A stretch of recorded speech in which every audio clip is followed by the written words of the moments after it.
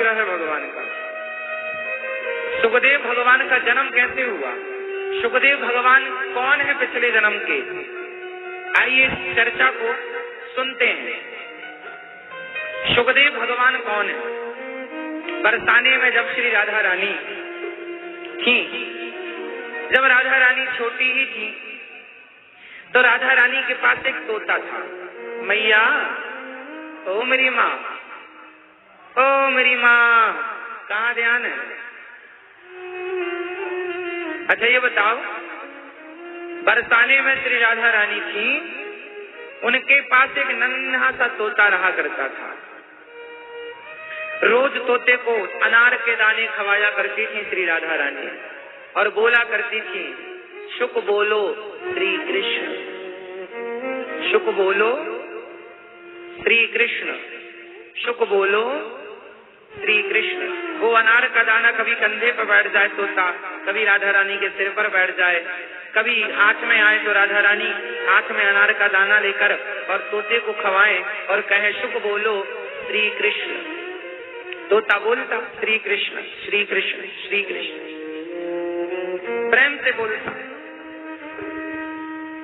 एक दिन क्या हुआ कि जो तोता बहुत प्यार करता था राधा रानी से, और जिस तोते को बहुत प्यार करती थी राधा रानी, आज राधा रानी ने उसे अनार खिलाया और किसी काम में राधा रानी व्यस्त हो गई, और तोते का जो पिंजरा था उसका दरवाजा खुला रह गया। तो तोता तो पक्षी है, स्वभाव तो स्वभाव है, उड़ गया। और जब उड़ा तो उड़ करके वो बरसाने से गोकुल आया और नंद बाबा के महल में आकर के बैठ गया, और सीखा तो था ही, बोलता, शुक बोलो श्री कृष्ण, शुक बोलो श्री कृष्ण। तो श्री कृष्ण के जितने सखा थे उन्होंने सुना कि अरे ये तोता तो हमारे कन्हैया का नाम ले रहा है। उस तोते को भगवान के जितने सखा थे चुपके से जाकर पकड़ लिया और पकड़कर पिंजरे में बंद कर दिया।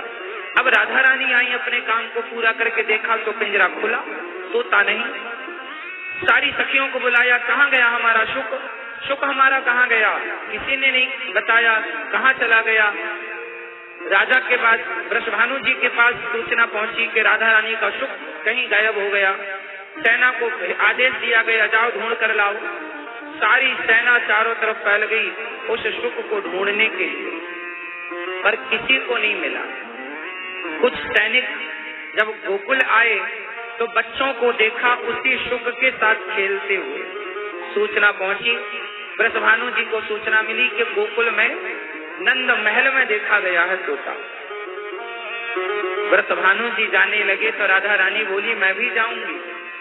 तो श्री राधा रानी जब जाने लगी तो माँ कीर्ति ने भी कहा, अच्छा यशोदा के पास चल रहे हो, हम भी चलो, बहुत दिन बाद मिलना होगा, मिल लेंगे। तो रथ तैयार हुए, एक रथ पर श्री वृषभानु जी और कीर्ति माँ, और एक रथ पर राधा रानी अपनी सखियों के साथ विराजी। सेना चली और नंद बाबा को पता चला कि वृषभानु जी आ रहे हैं। बड़ा स्वागत सत्कार श्री नंद बाबा जी ने किया। नंद बाबा ने कहा, वृषभानु जी अकस्मात अचानक क्या करें, हमारी बेटी का तोता आपके पास। तोता? शुक? हाँ, कहाँ? वो रहा पिंजरे में।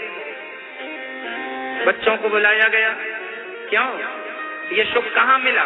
बोले वहाँ ऊपर बैठा था महलों में, हमने पकड़ लिया। राधा रानी बोली, ये शुक हमारा। श्याम सुंदर ने कहा, नहीं, आपका होता तो आपके पास होता, ये तो हमारा क्योंकि हमारे पास। राधा रानी बोली, नहीं ये शुक हमारा। श्याम सुंदर बोले, नहीं ये शुक हमारा है। शुक एक है, कहने वाले दो हैं, वो किसका? तो नंद बाबा और वृषभानु जी बोले, अच्छा तुम लोग ये मत कहो कि हमारा है, शुक से ही पूछ लो कि भैया तू ही बता, तू किसका? अब शुक से पूछा गया, भैया तुम किसके हो? शुक ने कहा, मैं किसी को नहीं जानता, सिर्फ राधा रानी को जानता। उन्होंने मुझे पढ़ना लिखना सिखाया है, श्री कृष्ण उन्होंने सिखाया है, तो मेरी गुरु वही है। मुझे कृष्ण का बोध कराया है। तो राधा रानी मेरी माँ है, गुरु है, मैं गुरु तत्व के रूप में उनका हूँ, प्रणाम उन्हें करता हूँ। शुक को राधा रानी लेकर चली गई। फिर वही अनार का दाना खवाएं, उनको प्यार करें, लाड़ लड़ाएं। एक दिन और एक घटना घट गई। श्याम सुंदर अपने सखाओं के साथ बरसाने गए और वहां पर भगवान के जितने मित्र थे और राधा रानी की जितनी सखियां थी, सबने खेल खेलना शुरू किया। बच्चे थे, खेल लुका छिपी का खेल, हम छिप जाएंगे फिर तुम ढूंढना, तुम छिपोगे तो हम ढूंढेंगे, ऐसा खेल चालू हुआ। अब हुआ ये कि सबसे पहले श्याम सुंदर छिपे तो राधा रानी ने ढूंढ लिया। अब की बार राधा रानी छिपी तो श्याम सुंदर ने बहुत कोशिश की ढूंढने की, बहुत समय लगाया, पर जब नहीं मिली तो श्याम सुंदर ने शुक से पूछा, अरे शुक, तुम्हें तो पता है कि राधा रानी कहाँ है, तुम थोड़ी सी हमारी मदद करो। शुक जी ने कहा, हाँ हमें पता है कहाँ है। समझो कि बिना शुक के राधा रानी तक भगवान भी नहीं पहुंच सकते, तो बिना शुकदेव जी की भागवत सुने वाला हम भगवान तक कैसे पहुंचेंगे, हम राधा रानी तक कैसे पहुंचेंगे। तो श्याम सुंदर को शुक ने बताया कि वहां छिपी है राधा रानी। अब शुक ने बताया, श्याम सुंदर ने पकड़ लिया और जब पकड़ा तो सखियों ने कहा ये चीटिंग की भगवान कन्हैया ने, ये शुक ने बताया। राधा रानी को गुस्सा आया, क्यों रे शुक, तूने मेरी बताई बात की, कहाँ छिपी हो? क्षमा माँ, क्षमा कर दो। नहीं, तुमने हमारे खेल में बाधा डाली है, हमारा खेल इतना आनंद से चल रहा था और तुमने बाधा डाल दी। जाओ, हम तुम्हें श्राप देती हैं, अब तुम हमारे खेल में बाधा डाल रहे हो, जाओ तुम मृत्यु लोक में जन्म लोगे, अब वहीं जाओ, हमसे दूर हो जाओ। शुक चरणों में गिर पड़ा, माँ अपने से दूर ना करो, माँ अपने से दूर ना करो। राधा रानी ने करुणा की दृष्टि से देखते हुए कहा, इशारे से कहा, अब मैं कुछ नहीं कर सकती, जिनको तुमने सलाह दी है उनसे जाकर बात करो। श्याम सुंदर के चरणों में आकर कहा, प्रभु मैंने तो आपका भला किया पर मेरा बुरा हो गया, मैंने आपको तो पता बताया और मैं देखो मैं फंस गया, मुझे श्राप मिल गया। श्याम सुंदर ने कहा, ना शुक, ये मेरी ही लीला थी, राधा रानी के बारे में तुमसे अच्छा कोई नहीं जानता, हमारे बारे में तुमसे अच्छा कोई नहीं जानता, हमारे बारे में जाओ, तुम्हें इसलिए मृत्यु लोक भेजा है कि जाओ उन भटके हुए प्राणियों को, जो संसार में उलझे हुए प्राणी हैं, जाओ उनको हम दोनों के बारे में बताओ और हम दोनों की कथा सुनाओ, ताकि कथा सुन सुनकर लोग भटके हुए प्राणियों को सही रास्ता मिले और उनका भी उद्धार, उनका भी कल्याण हो, उनको जीने की नई दिशा, सही राह मिले। जाओ उन सब का मार्गदर्शन करो और जब तक तुम मेरी कथा सुनाओगे, जब तुम भागवत का प्रचार जन जन तक कर दोगे, जब तुम हम दोनों की कथा सब तक पहुंचा दोगे, तो फिर तुम इस श्राप से मुक्त होकर सदा सदा के लिए राधा रानी की गोद में आओगे।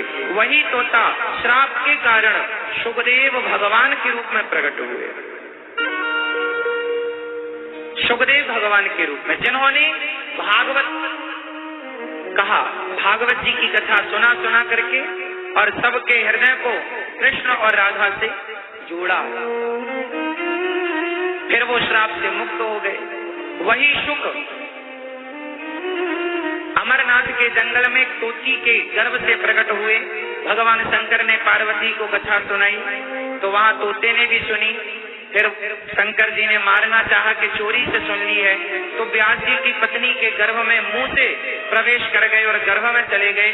12 साल तक अपनी माँ के पेट में रहे और 12 साल बाद जब भगवान ने कहा मेरी माया तुम्हें नहीं व्यापेगी, तब इनका जन्म हुआ और जन्म लेते ही ये भगवत चिंतन में चले गए, क्योंकि ये जानते थे कि संसार असार है, असारो खलु संसारो दुख रूपी विमोह का, सुता कस्य धनम कस्य स्नेहवान ज्वलते नितम। संसार असार है, इसलिए सुखदेव भगवान ने ध्यान नहीं रखा संसार का और सीधे भगवत प्राप्ति करने के लिए चल पड़े और परम तत्व श्री राधा रानी और श्याम सुंदर में अपने मन को लगाया।